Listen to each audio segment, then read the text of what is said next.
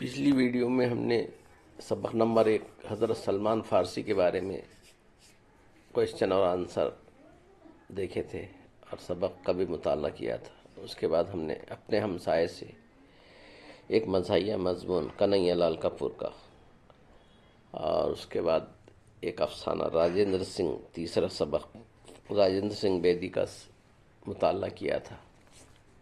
آج ہم سیاہ روشنی، یہ ایک سفر نامہ ہے، اس کے بارے میں یہ سبق پڑھنے کی، اس کے کوشچن اور آنسر کے بارے میں جاننے کی کوشش کریں گے۔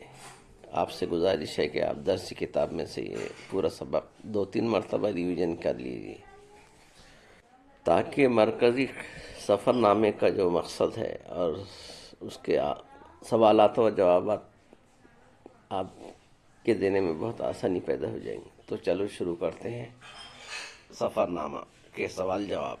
سفر نامے کا مطالعہ کر کے اس کے مصنفہ کون ہیں اور صنف ادب یعنی افسانہ ہے، ناول ہے یا پھر سفر نامہ ہے، ایسا خانہ پوری کرنا۔ شوہر کون ہے، بیٹا کون ہے، ملک، شہر، سفر، یہ آپ کو خانہ پوری کرنا ہے۔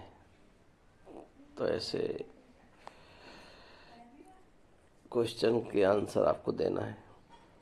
تو چلو جانتے ہیں اس کے آنسر کیسے دیں گے ہم۔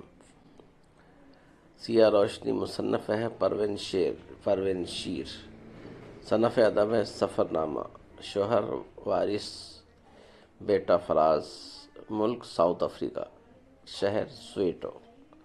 نیچے دیے ہوئے واقعات کو صحیح ترتیب میں لکھیے۔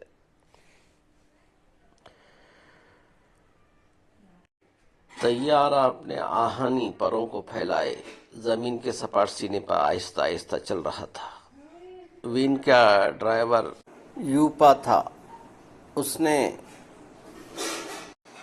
وین سویٹے کو ایک مفرق الحال علاقے میں روک دی تھی۔ تمام سیاح بے نیازی سے اس کے گھر کے رہنے والوں کی کٹھن زندگی کو تفریح نظروں سے دیکھ کر باہر نکل گئے۔